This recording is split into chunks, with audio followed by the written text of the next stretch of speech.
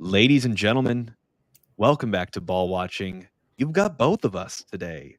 Jake is back on the mic. Justin has been holding it down for us, while I have been going through a my own little busy season. Justin, I know you know all about that, so it feels good to be back, man. It feels good to be back, and I'm feeling happy. I know we're in the wake of another tough loss, but I want to paint the context for us today, Justin, before we do this recap. We talk big picture stuff and we do the preview.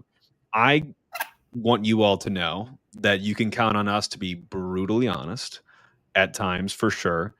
But we're going to do our best to be pretty even keeled here and really be realistic and try to layer in that understanding that at least I feel like I have from watching soccer for so long, even not just MLS, and playing the game, of course, as well. We're not going to be doomsday people on here. We're going to be really honest, but I do think that there's a lot of overreacting going on online, and we're going to try to sift through some of that. So I wanted to paint that to start today. Yeah, absolutely. And I do think, especially with these recaps, we're going to be brutally honest, but it's not coming on here to just complain. I have another word for it that I'd hold myself back on.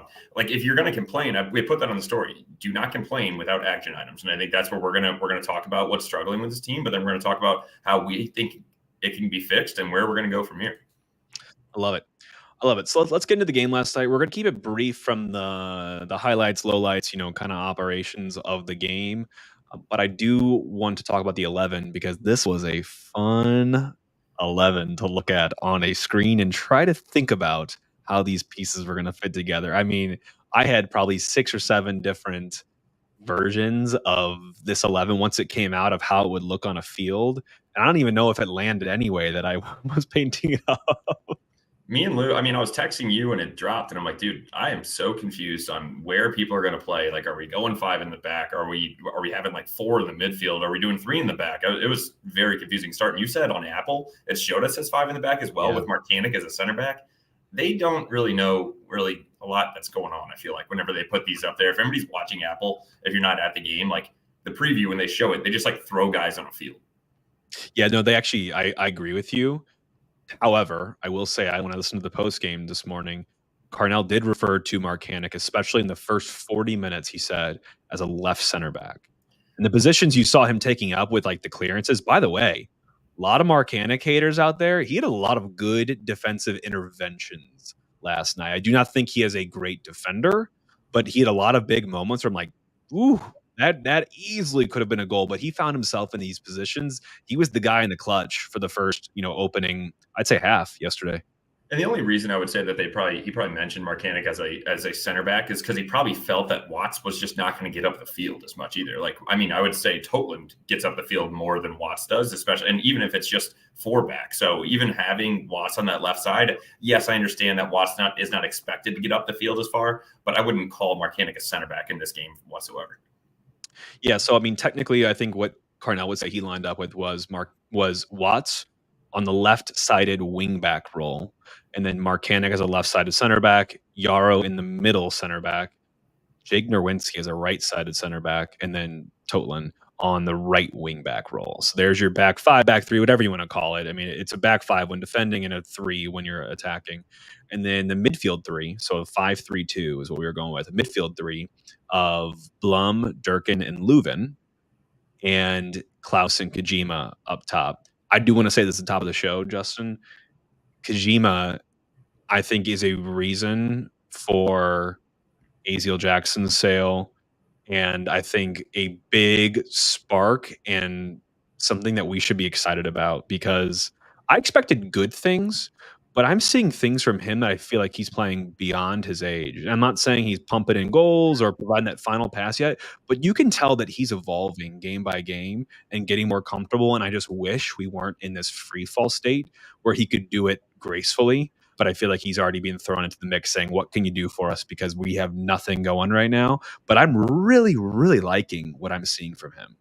I was telling Lou about this in the middle of the game. I felt like he is actually stepping up and he is being an absolute workhorse. And it's not only from a defensive side of getting up and back, but also when he has the ball at his feet. We're starting to see a little bit of this glimpse that we saw AZ last year. Just a quick like shoulder dip and goes the other way. And he just gets out of spaces and he doesn't try to hold on to it too long the majority of the times. A couple of times he got caught, but he does try to, like, he doesn't know what's behind him, so he does a quick turn, shimmy, and pushes it out the other side. And I really appreciate the way he started so far. It's ironic because I was going to say the same thing. He reminds me of Aziel Jackson when he was budding last year. Just really quick, really shifty. He can dribble super well. He also has some good passing as well. The final product, the finished product, is something I think we're going to hopefully see him evolve on, which we said the same thing about AZ last year. But he's a guy that we got in the draft, guys. I mean, this doesn't happen often. So I'm really excited about that. But otherwise, let's crack into the game, Justin, just to get it started here.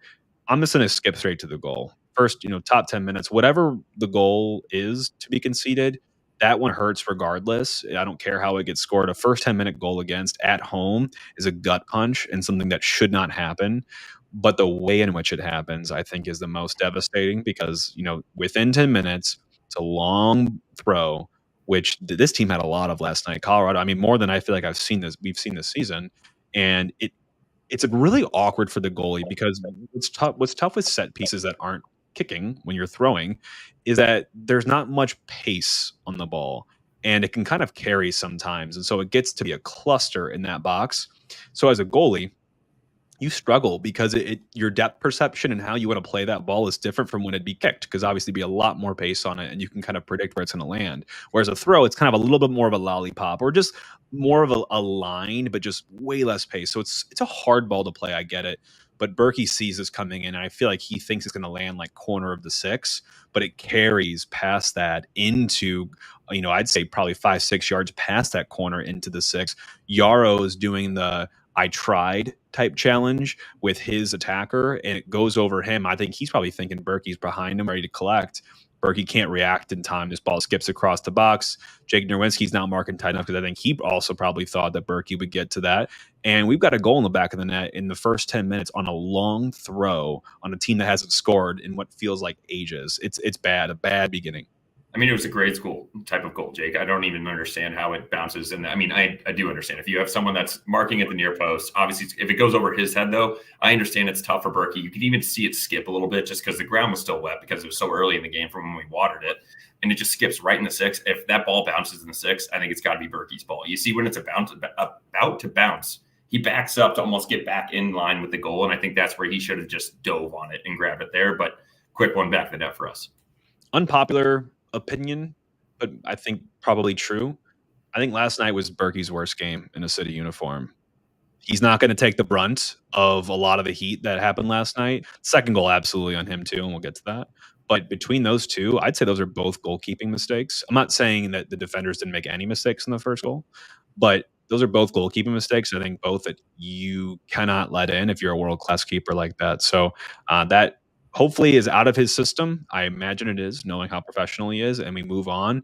But he definitely takes some responsibility for that.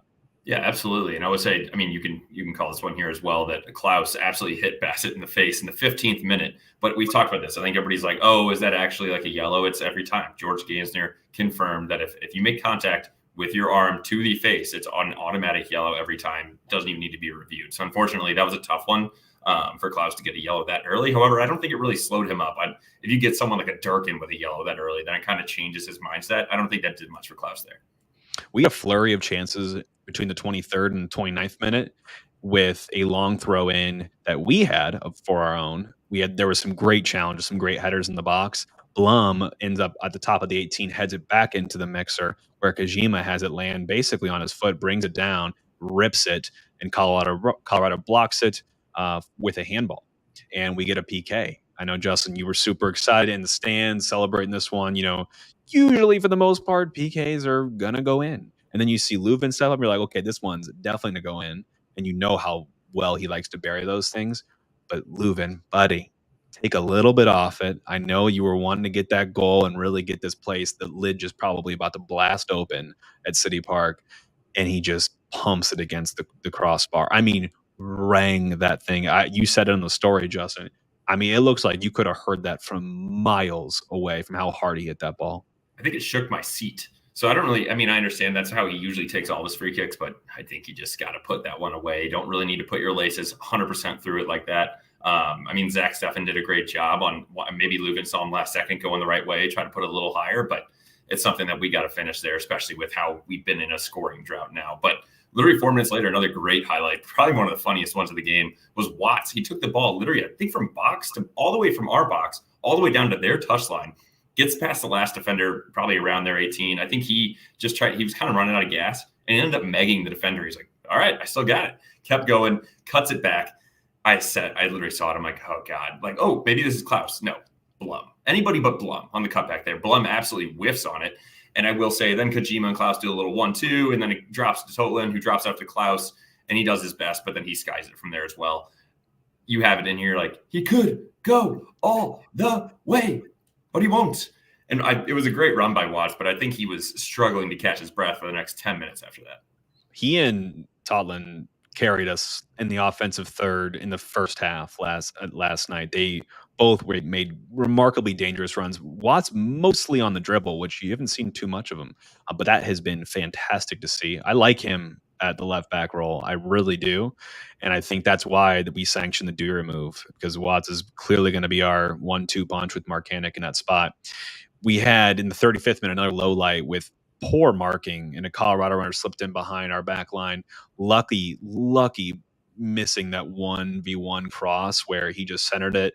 And I think Navarro, it was on the end of it, just kind of fluffed his lines and could have been a tap in.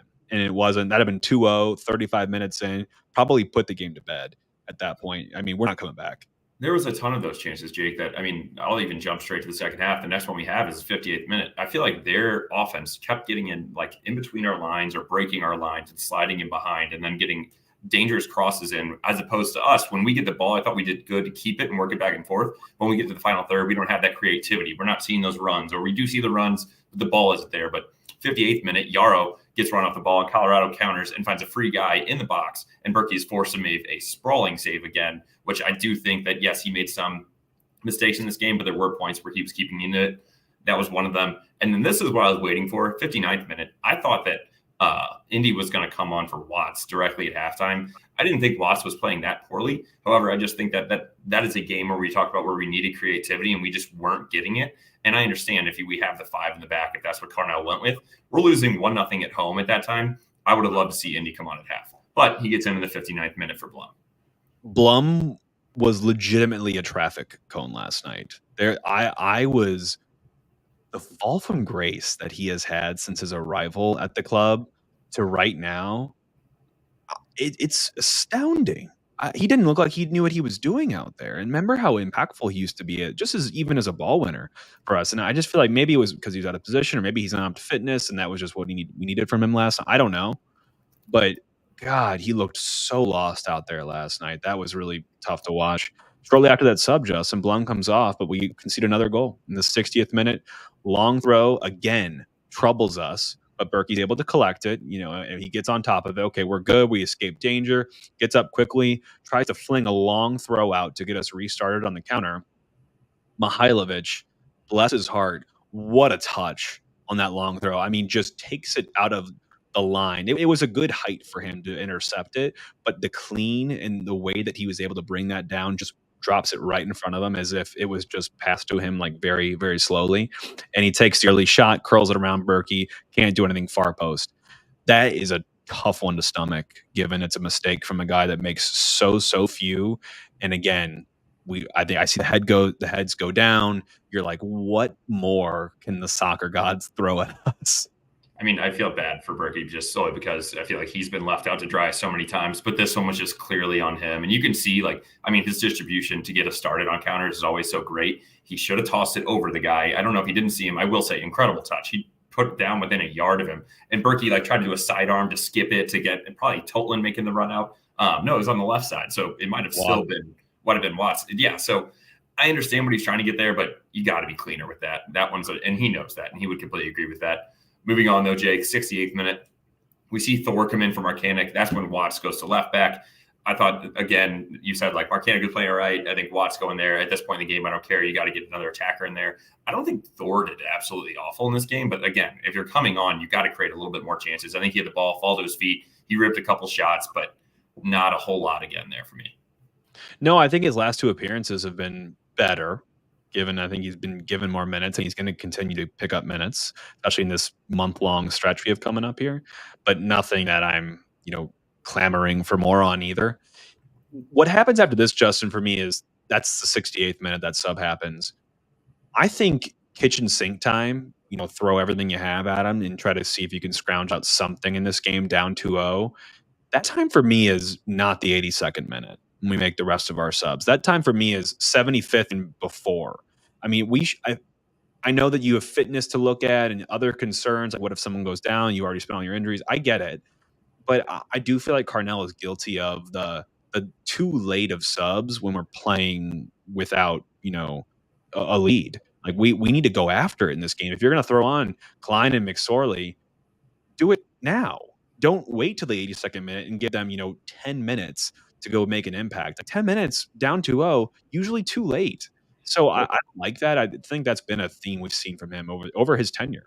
I told you this too. I'm frustrated because when you go look at the rules for these short-term loans, it says any individual player may be included in up to 4 MLS regular season match rosters in a season. However, that player may only appear in no more than 2 MLS season regular matches. An individual player may appear in any number of non-league games for like tournaments, stuff like that. This was Johnny Klein's back-to-back games. The man got 20 total minutes for this team. Yeah. Now he cannot play in the rest of the regular season. I'm pretty sure there's a rule that we can sign him for like an actual senior team contract, and maybe that's the move. But what a waste for him. Great to see McSorley lead on, but I was kind of pretty upset that is the way that we're going to use Johnny Klein's second and last regular season game if we don't sign him for a contract. I feel like you'd have to probably sign someone. I don't have the updated roster with all the different turnaround we've had recently, all the turnover and the incomings coming as well. But I feel like we'd be a net negative on the head count. Yeah. We've gotten rid of AZ. We've gotten rid of Dürr. We're going to get rid of Adeniran, right? Who else is left? Have we gotten rid of anyone else? So that's 3. But I think there's something with the injuries and stuff when you look at Ostrak and Ulm right, being a season ender. So I think there's something with that. But lastly, real quick, Jake, just to round us out on this game, 90th plus 4. I mean, it was already done and dusted, but Watts brings down the attacker, PK, Barry Belhalijic for the Hattie. Watts gets up, what are you talking about? How that was a foul? You watch the replay. I mean, I'm sure the man was gassed, but he just left his right leg out there and said, hey, just run into this for me so that you can just absolutely bury us. So, and that was a depressing end to the game. It was. And the stats, I'm not going to spend too much time on. Our XG looks inflated because of the PK that we failed to bury. But we had 2 big chances. Both of them were missed. They had 5. They cashed in on 2 of them. And otherwise, Colorado played well to their plan. They let us, have some possession. And when they attacked very directly. And they kicked a lot of long balls, challenged our inexperienced and not very cohesive back line. And it worked. They executed a great game plan last night. And I feel like I could have told you that's what they were going to be doing heading into the game. So a really, really frustrating loss. I'm taking it right now out of the context of everything else that's going on, but that loss itself is something that you cannot do, especially at home. But let's skip Justin to our heart and soul of the team. I have a unique one for this one because it's getting hard to find highlights and all of the lowlights that we have here. I'm going to shout out the NCAA soccer. I mean, look at our team last night. We had 1, 2, 3, 4, 5, 6 guys play in this game last night for City that played in the NCAA. Now, for those of you that are thinking to yourselves, oh, I mean, that makes sense. It's the pathway. It's really not.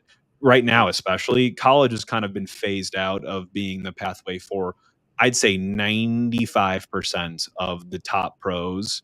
And, the kids that are really going to make it play academy. They don't play high school and college. They go to, play on it, maybe in the USL or USL League 2, and they work their way up that chain, or they go overseas. So it's rare to have at least that many. So for us last night, Johnny Klein from SLU, McSorley from Providence. Shout out to McSorley, Brendan McSorley on the debut last night. Awesome for him. Super excited. He brought a lot of energy, and I saw him chirping with guys out there too, which I really loved. Kajima from Wake Forest. Nerwinski went to UConn. Yara went to Georgetown, and Marcanic went to Northern Illinois. I didn't even think about looking at the Colorado side. I'm sure they had a couple too, but that's cool. I think it shows that you can still use that as a pathway if you're good enough, and some people are good enough to make it like that. So shout out to McSorley once again, a 3rd rounder getting into a game like this, despite the nature of the game. That's an accomplishment. Would love to see more of him if he keeps, doing well in City too, and he can bring some value up here while he's here, because he will be eligible for Saturday's game as well. Yeah, and we'll talk about that here in a sec. Heart and soul of this game is the fans. I do think that we've seen a lot of negativity on social media, but they're still showing out, still yelling. I would say that we even encouraged the way that George talked about it. I think we helped get the time wasting yellow on the corner kick with Malovic. I mean, the guy was already taking his time to get over there, tied his shoe, then put the ball on the outside of the corner circle on purpose. So then he'd have to walk back up, pull it back. And then the ref already warned him. And then he's like, everybody get in tight. The fans were absolutely just booing him out of his mind. Gets a yellow. Everybody cheers. Shout out to the fans. Go to souljuice.com. Use code ballwatching for 20% off. Go to Schnucks, Dierbergs, Straub's, Costco, Sam's, Mobile on the Run. Get your Soul Juice. So where do we go from here, Justin? I'm going to kind of also use a little bit of this to catch up on some of the topics that I've missed while I've been gone. But I like what you put together here on a little bit of the hopium that we'd like to talk about. The Pete Wood coined our Soul Opinion podcast also works for the club. 18 points, Justin. 18 points in 18 games for us. 25 goals for, third worst in the MLS. Compare that to last year, man. We were flying, absolutely flying. So that was the first game last night of the second half of the season. Obviously not a great way to start off the season. But what's the positive spin, Justin? Started off 4 points out of a playoff spot right now. It could be so much worse. And as bad as we've been, we are not anywhere near out of it. No, absolutely not. That's what I'm saying. If we're literally just over halfway in the season, and we're only 4 points out of a playoff spot. Now, agreed, we have not scored a goal in 3 games, and I think I was looking at we scored 1 goal in our last 5 at home, something like that. It's been pretty bad. But what is some hopium on this? Again, Jake, 6 more games until Toyer, Gerwood Reich, and Martel, we'll talk about Martel here in a sec, are available for us to play. And then we have 10 regular season games with them and a minimum of 2 Leagues Cup matches to also give them a little bit more of a tune-up or a warm-up there. The 6 games that we are, 6 of those upcoming 16 games are against teams not in a playoff spot, and 3 of them specifically are against New England and twice against San Jose, who are at the bottom of the East and the West. So this is a time period where, yes, we have been struggling, but we can see a little bit of light coming forward. We would say typically, Jake, as we talked about last year, it's probably too early to do the magic number, but last year, 44 points got you into a wild card position. You and I always say 45 is almost the magic number. We would need 26 points out of 26 points going forward out of the next 16 games to be able to make that wild card spot. Sounds like a lot, but however, if you break it down, 7 wins, 5 draws, and 4 losses would get us there. 7 wins. We're playing against 6 teams that aren't making the playoffs, or at least not in this playoff spot now. Those are dubs that we should get some draws. We'll probably have more than 4 losses. Maybe we can pick up another win here or there. There is some opportunity here. The season is not done and dusted. We are just a game over halfway.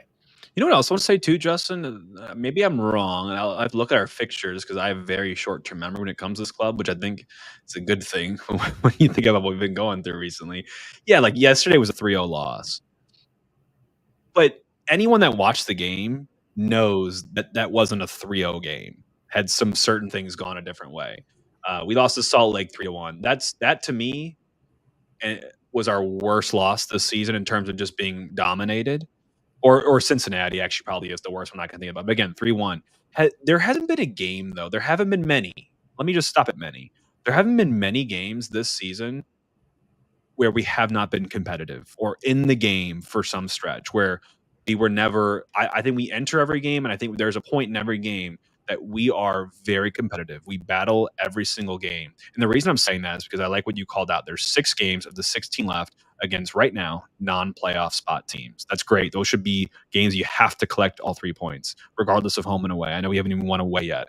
But again, even for the teams that are in the playoff spot or under, above the line, I think we can compete with just about anyone, just about any day. We just need to beat ourselves. Right now, we are not beating ourselves. So I want to make that point because we should go far and away above those 6 games and be able to compete with whoever when we want to. It's just right now, we've got to exercise our own demons. I think we're playing equal to our competition, which is tough for a team to overcome. It's like you get really hyped up for a Miami game, you time 3-3, but then you're coming home then you come home and you don't score versus Portland. You go to Dallas, who has also been abysmal, and it's an 0-2 loss. And you come back home to Colorado, like, all right, let's make this fortress at home again. 3-0 loss. We got to start playing a consistently high competitive version of soccer. And I will say, Jake, news just dropped right before we came on here. Marcel Hartel will be coming for us as well in July. It was dropped by Manuel Veth on Transfermarkt. He's a 28-year-old German worth 4 million euros on Transfermarkt. Was only 1.8 last year, so the man has been skyrocketing. We're signing him as a DP slot. However, I thought that it was going to be a free transfer fee. Unfortunately, the Crew had a deal that they were trying to wrap up with him back in May, so they have his discovery rights. We got to pay them $350K in GAM. Don't care. But the thing that you guys need to know about this guy, he's brought 2 teams promotion from the second Bundesliga to the Bundesliga. And in this past season, he had 21 goals and 15 assists in 37 games played. This guy's an absolute rocket up top, and I could not be more excited for him to come help us out. However, we just got to get to July 18th. It's really funny how that all happened too, because Crew is interested in him. He eventually that falls through. We are interested in him. We acquire the discovery rights. We also, in the meantime, sell our player Azeel Jackson to the Crew for $650K, which funds about half of that discovery rights purchase that we get from them, and we get Hartel. So I think we come out the better side for that. Because unless AZ turns out to be a superstar, and I'm still bummed about that transfer. I do wish him the best, but I do think he's got some special things in his locker if someone can really just tap into that and get him to be consistent, especially in the finishing dimension. But Wilfred Nancy, I'm sure, is a guy that could do that. They wouldn't have bought him if they didn't believe in him. So with that said, I almost feel like Hartel is like a poor man's Marco Reus. And that, with all the compliments in the world, he is a guy that can score goals, assist goals. He will take a load off of Leuven and let Leuven be Leuven and not have to be so far upfield where he's not contributing more as an 8, which I feel like we like to see him the most at. So this is, I think, the signing I am the most excited about probably since our inception, probably when they signed Klaus or Leuven. It's exciting. He's a really valuable player. He's at the peak prime of his athletic career right now. You're not going to get him for 5 years. You're going to get probably some great production for the next 2 to 3. We've got to seize it, and it's got to start when he arrives. And we have him through 2028, according to the article. We'll wait for all that news to drop. But talking about transfers more specifically, I know we asked for people to comment on Instagram and Twitter. We received a ton. And I will say the majority of these, I tried to group them into a couple different things. The main one, Jake, is what's been going on with Big Sam. And I think everybody, if you did not see the interview after the game, Bradley Carnell did confirm that he is currently in transfer talks with other teams for Big Sam. So I would not be surprised if that news drops now. And it's like, if you're not kind of familiar with this, if someone is in transfer talks, you do not play them for the risk of injury. You say that we want to sell Big Sam for $1 million. He goes out there, tears his ACL. We're down $1 million. So that is the reason why you're not even seeing him on the bench, and definitely will not see him on the field. You know what concerns me a little about that? And the bummer is we have now looked at, we've basically, in my opinion, the last 3 then transfers that we will have done will have been, right, Dewar and then Sam and AZ as well. So these will be the last 3, and not in that order, but all 3 of them, besides Dewar, was kind of just like a net neutral. Nothing really happened with him, nothing really positive or negative. And I don't love that either. I wish he'd have gotten more of a shake, but whatever. I'm worried about us selling low right now, because we could have gotten a great fee for Sam at the end of last season. Take it this season totally out of it. If having some foresight, because contract's running up, would have been great to consider. Maybe they were thinking that they might want to tie him down to an extension. Maybe some of that went into the off-field stuff that we heard about and why he kind of fell out of form. But it just kind of sucks that now I think we're rightfully offloading him. It's awful timing, but you want to do it now because it's just, you got to free up some spots, some money, obviously, of course, coming in as we already had the lowest payroll. I wonder if the new Hartel acquisition will change that for us, but it's tough. What a tough way to go out. AZ was his boy too. So like once you saw one domino fall, you're like, the next one's probably going to fall too. So I just want to keep an eye on that. I think we sold high with Nico. That was great timing. Ride him while it's hot. He played like 3 minutes in Italy, but that was great. I want to manage this though, because I don't love having our players have peaks and then having them bottom out, and that's when we sell them. All right, 2 more quick ones, Jake, that I'm going to kind of maybe package together, and I think Brad has a couple comments in here that kind of go with both of them. First, what's Klaus's new role with these new signings? So I would say, for my understanding with these guys, at least when we saw the Toyer, we thought he was going to be playing right underneath of Klaus, kind of being that facilitator and being the guy that would be almost like the Nico. Now, when you bring in Martel, I think we might be playing a 2 up top with Klaus as well. because that Martel guy is going to be an absolute finisher, and I don't want to put him out on the wing. I think he's a main guy. Is going to be a main striker for us and be doing a lot up top, and he's going to be the guy that we've been waiting to get for in the final third to actually finish some goals here. What are your thoughts on Klaus's new position once these guys come in July? I think Klaus's position remains the same. I think Toyert probably sits next to him, or Toyert goes out to a wing. If you want to play with two up top, Toyert is the guy with him, and then Hartel is right below him at all times. I think he's where we've seen Indy, we've seen AZ, we've seen Kojima, we've seen a lot of different faces rotate through that, top of the midfield that's supporting the strikers or striker. I think that's where he will belong. Or I think he could also flex into the second striker role if he needs to as well. We could probably I think he could even flex into a 9 if we have to. So he seems like the finished product at this point in terms of goal production, which we sorely lack at this point. So at this point, get your best players in the field, watch the magic happen. I think those two players will unlock a better version of Klaus. And by the way, I don't think what we're seeing from Klaus has been that bad. Goal production, bad. But his work and finding the right positions and defensively even, just his tenacity, people are really destroying Klaus, and I think he's been just fine from the eye test. Obviously, stats are not backing a lot of that up right now, but I like what I've been seeing from him. I think you plug him in next to some more talented, quality players, and you're going to see the emergence of the Klaus that I think we saw last year, maybe, and some. Yeah, I would say when these guys come in here, the only thing I will say is that if he's our number one striker, we need him to absolutely show up and finish, and that's something that we have not been seeing from him. However, he has been creating the chances. That's what's the kind of insane part, is that he just hasn't had the ability to see them go into the back of the net. When we're looking at XG across the MLS, Klaus is he is 7th in the MLS in creating XG in games. He has 8.89 on the season so far. Yes, I understand he's hit 2 PKs.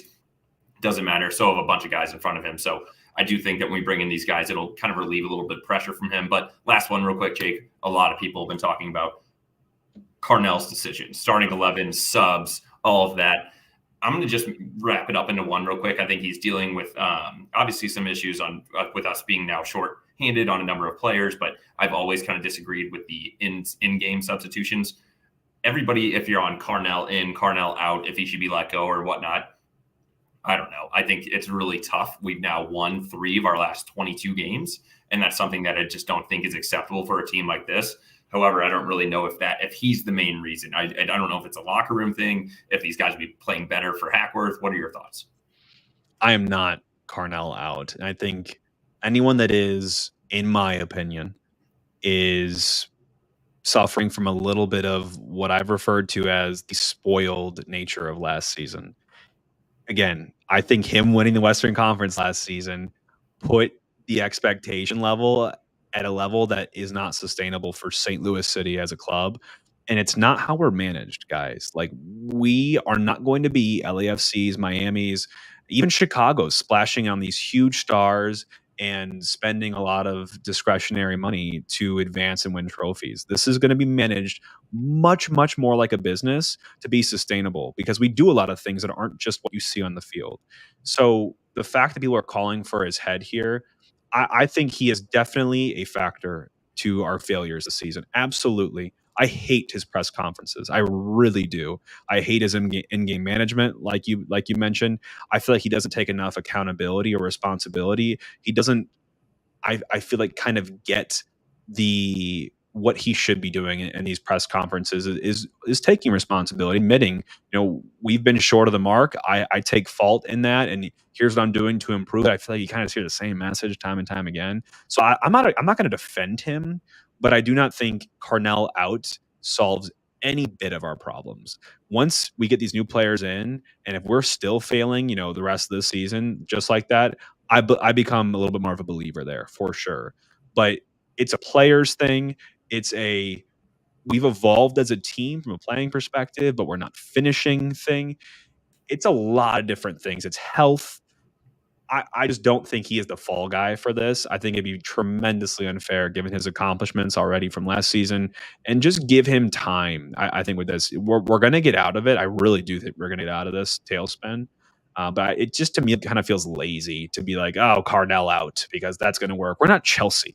We're not firing our manager every 6 months because he's lost a bunch of games in a row.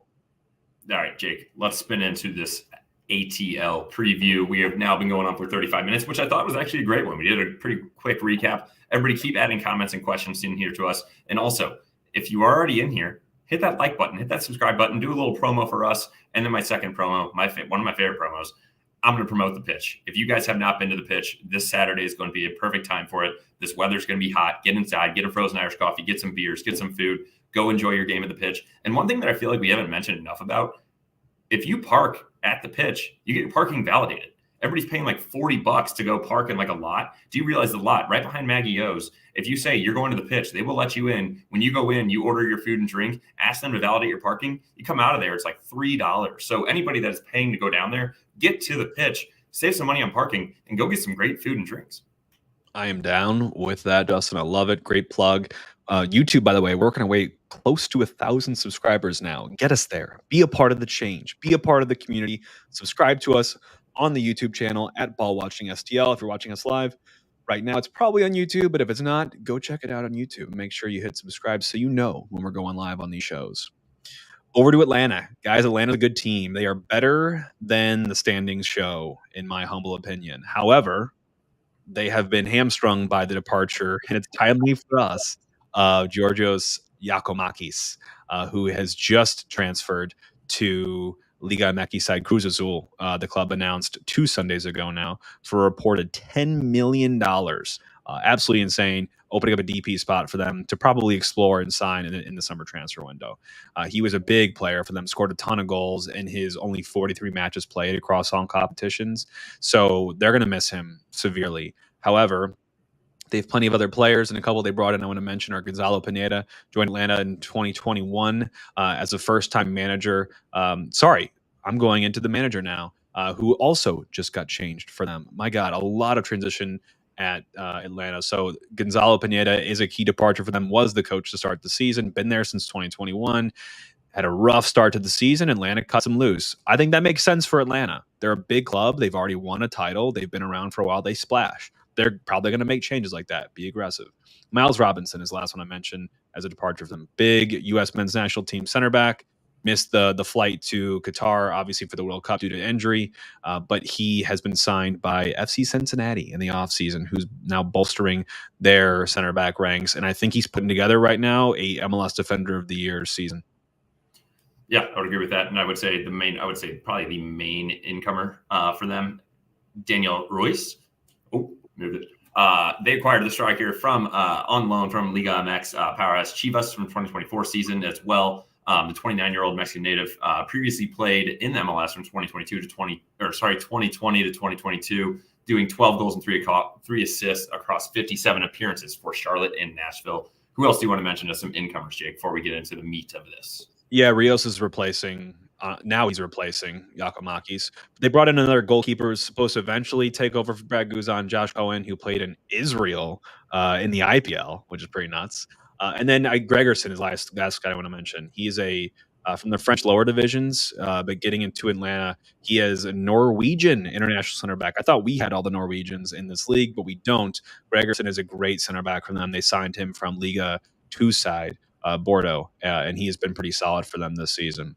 But getting into their season thus far, Justin, 5-8-5, sitting 9th in the East, underperforming by all accounts if you're an Atlanta United fan, only on 20 points, with 3-5-2 home record, a 2-3-3 away record, only 25 goals for. Is that equal to us, Justin? Yep. Spot on. Yeah, right. Okay, so it is equal to us. Wow, that's just crazy. They're only on that many goals. But 23 against, so a little bit better defensively. They've had some tight games against great opponents, and Cincy, 1-0 loss, 2-0, then a 2-1 loss with Cincy on the return leg, 1-0 loss against LAFC, 3-1 at Miami, but a 1-0 win against DC this past Wednesday. So they're coming to us, I guess, finding some semblance of good form. Yeah, I will say, I whenever I go to these kind of key games, I look at the strongest opponents, and obviously a lot of these teams are going to be losing against those opponents. They've had some pretty good wins as well. But who are the guys that are kind of guiding this team? I mean, the first and foremost is the one you got to look for is Thiago Almada, the center attacking mid, 23-year-old Argentinian. He is their DP, 5'7", 140 pounds, little guy, 11 goals and 19 assists in 30 full matches last season. He has 5 goals and 2 assists already this season, starting 15 of his 16 games played. This is the guy that we talked about with Tom Bogert, that he is always a guy that's in the transfer rumor because he is a guy that teams can just pick up and want to just put in place right into their team, and he will be an immediate impact. He's number 10 in key passes in the MLS, number 8 in progressive passes, number 1 in shot creating actions per 90, and number 4 in successful take-ons. This guy is a menace when it comes to being offensive with the ball. What I just realized, Justin, is that he's not playing with Argentina. I mean, you'd think that he'd be in the Copa America playing with Messi and co, because he made the World Cup team for this past one, but he did not make the teams. We will see him. He is the one to keep an eye on. God, he's a stud to watch on the ball. Brooks Lennon and Caleb Wiley are the right back and left back for Atlanta United.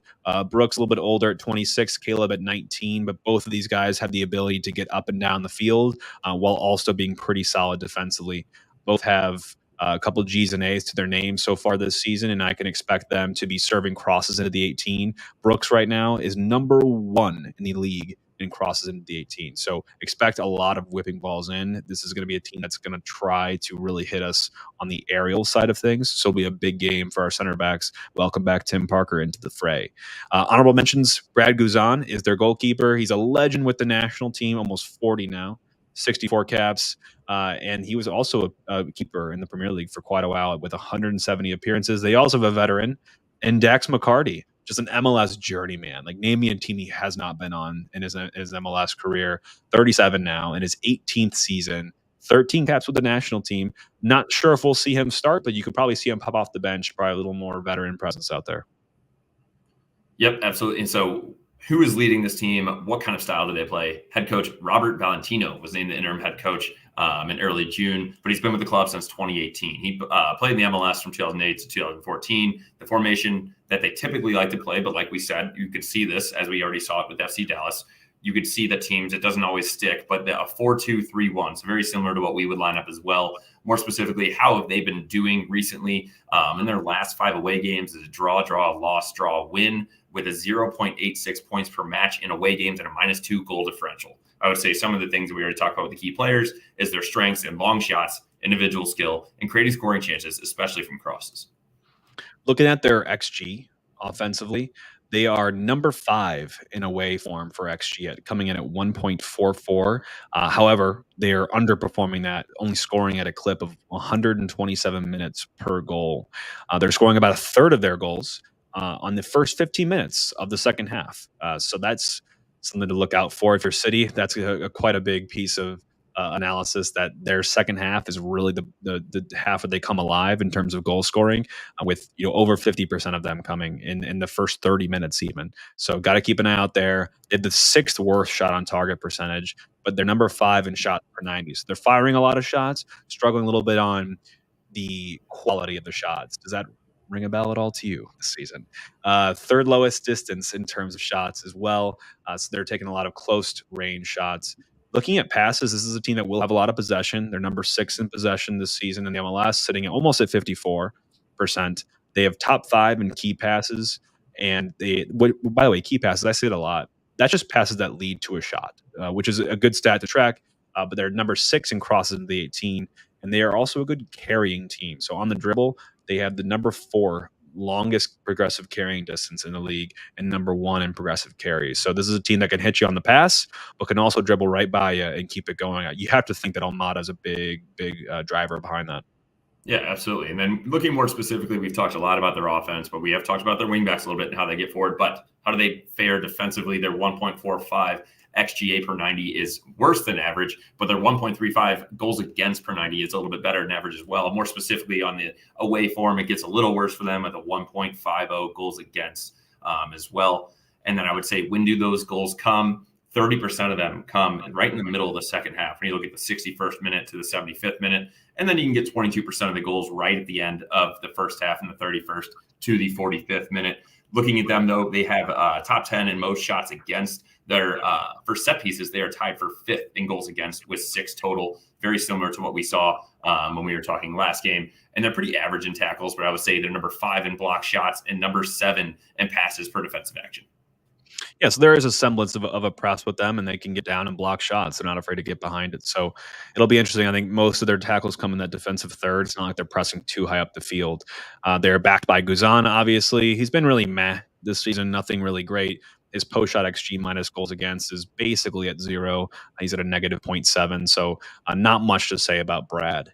But keys of the game, Justin, what do you think here? These get easier and easier as we go on because the longer we go between wins, it's just like, guys, put the last stretch, put the last game behind you, mentally free yourself from it.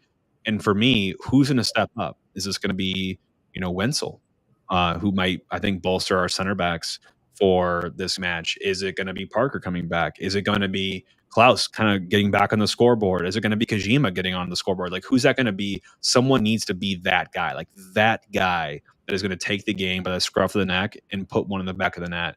That one is the biggest thing for me. Last thing I want to say before I give it to you, Justin, for your keys is you can't take this team lightly. Yeah, they're suffering. But honestly, Atlanta is having a season very similar to us right now. They are not scoring enough. They are creating a lot of good chances, but they're not finishing.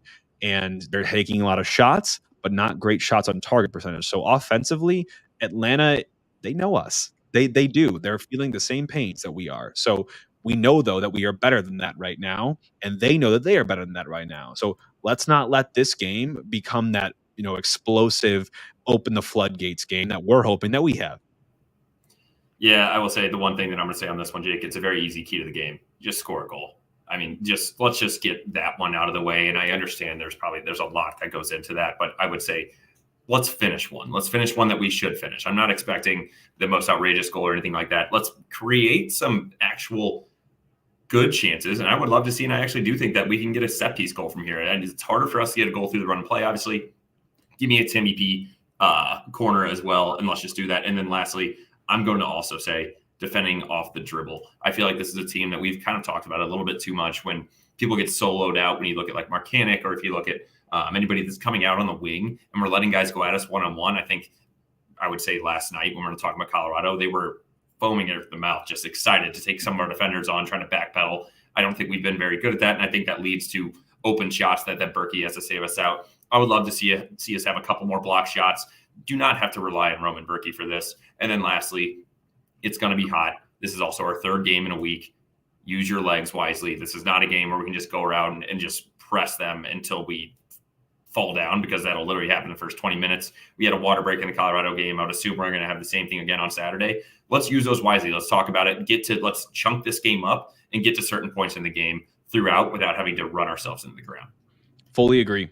Fully agree. Well, let's do the impossible, Justin. Let's hop into our Hoffman Brothers starting 11. Our Hoffman Brothers are the presenting sponsor for ball watching for 2024. I continually see these guys out on the streets, out of the gym parking lot, pumping weight, getting ready to get into that home and make sure that you are prepared to stomach and to survive the sweltering heat that St. Louis brings throughout the months of June, July, August, and even sometimes into September. Make sure that you have Hoffman Brothers plugged into your phone. Actually, right now, pull out your contacts, open one up. Yep, just go hit that plus sign to add one, grandma and grandpa, and hit Hoffman Brothers as the name and type in 314-664-3011.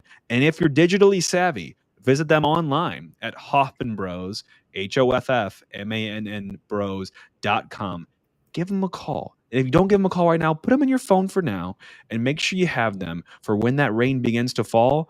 They're going to be there for you. And they're going to put that umbrella and say, we've got you guys. So make sure you have Hoffman Brothers saved into that phone, and they'll be there for you when you need them.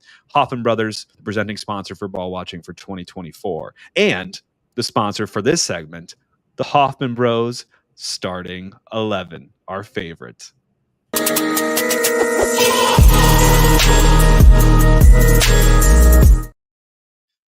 This is a tough one. We didn't even put it together because it's just been so crazy, especially last night looking at it, Justin. But you give me yours, I'll give you mine. Let's go with that.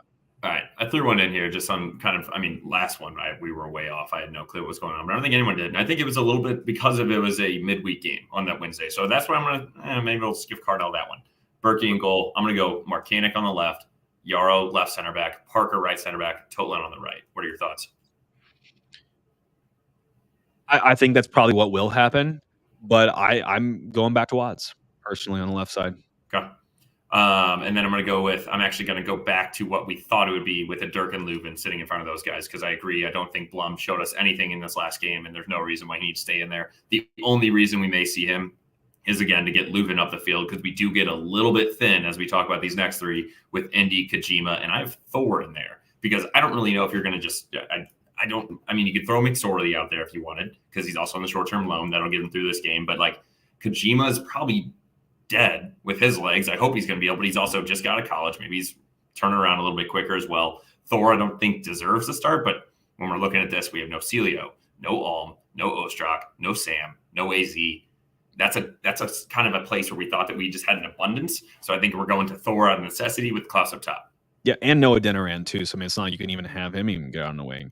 I actually want to back up really quick, Justin. I actually could see Wenzel coming in and starting this game. If you're going to bring him up on this loan and not throw him a start, and we've already started him this season, I think twice or at least once. So we played him once, Jake. He was in the Champions Cup game, so it does not matter. So when we talked about the rule with Johnny Klein earlier, that Johnny Klein already played in his 2 regular season matches, Wenzel has played in 1 match, but it was not regular season MLS. So he is just on his 2nd of 4 call-ups, and he still gets to play in 2 games.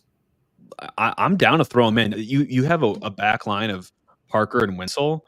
I'm in for that. I think that's a bulldozer of 2 center backs. I'm down with that. Yaro scared me a lot last night, I'm not gonna lie. So I could see Wenzel coming into that game, but I don't know. We'll see. It's between Yaro and Wenzel for me in that 2nd center back spot. I do agree with you. Dirk and Leuven should return to the midfield. I think Indy returns to the midfield. I think Kojima, again, yeah, if he can stand following the minutes that he logged last night and the intensity with which he played, I think Thor will get the start. And I think Klaus, I mean, you're getting to a point, Justin, where it's like, what other options do you have? We have no bench. Yeah, so I wanted to mention that. So on the short-term loan that we talked about, which I believe is 4 days, Michael Wenzel is a 22-year-old center back. He's a City 2 captain, starting 10 of their games, doing full 90s there, allowing 5 clean sheets and only 11 goals against so far. Other guys, we already talked about McSorley and Klein. Other 2 youngsters that you can look at for there. We have Tyson Pierce, 16-year-old homegrown midfielder, playing on the City 2 as well. And then Caden Glover. So those are guys, though, that you're not just going to throw out there at start. But I wouldn't be opposed to seeing one of them come in and try to see if they can make a little magic 70th, 75th minute. I don't want them to do what McSorley had to do and come in like the 82nd minute. What are you going to do with 8 minutes plus stoppage time? Give those guys, if they're going to go for it, let these kids run around a little bit. But I don't think they're going to get the start. Yeah, I think that's probably safe. Just to throw them in this moment in this team, I think would be a little bit harsh. But I do hope to see a couple of them. At least one of them would be great. To see Pierce get his debut would be sweet as a 16-year-old. But also love to see me some Caden Glover and see what he's been learning, how he's been developing since we've last seen him with the first team. Prediction time, Justin. I've got a 2-2 draw on my docket for this one. Another draw wouldn't be fun, but it's better than a loss. And I do think there are goals in this game. Yeah, I'm going to actually switch that too. I'm going to go 2-2 draws. I actually had a 2-1 loss. I just can't bet on us to only score 1 goal. Like the betting lines aren't even good for this, but just like I can't predict us to only have 1 goal. I know we haven't scored a goal in the last 3 games, but good gosh, can we please put away at least 2 in this game? Yeah, that would be nice. How about best bets, Justin? It's been tough on the Greyhammer side for us recently, and we've got to get back in the green. Did they put the lines up yet for this game, or do you want to kind of just build it live here? I'll build it live for you. So we got City at -120, which I am absolutely shocked at again. I don't know how we are such a heavy favorite at home. Atlanta +275, the draw +280. The over 2.5 is -190, and the under is +150. Jake, that's what I was talking about in these games. It seems like we can't stop letting up goals, but I would also I don't know, the floodgates have to open for us scoring. I'm going to go with the over 3.5 in this game at +130. Like it. I think that's a good bet.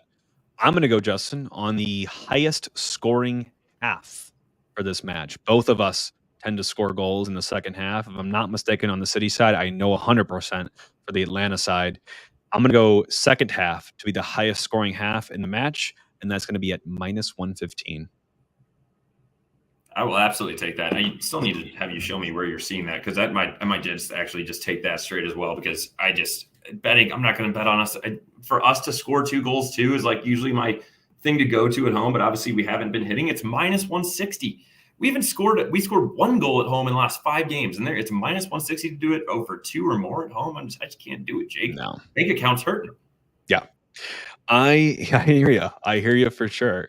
Well, let's get past that hurt, Justin. Let's get past it on Saturday with a huge W over Atlanta United. It's our first meeting, obviously, ever against this team, and they're already a historic franchise, and they're very small sample time spent in the MLS. So I'm excited for this one to see a superstar in Almada, at least in this league. And I'm excited to see the eventual turning point for this team. It's coming. We've been on the precipice multiple times. We just got to watch one go in. You've talked about it before, a little basketball analogy.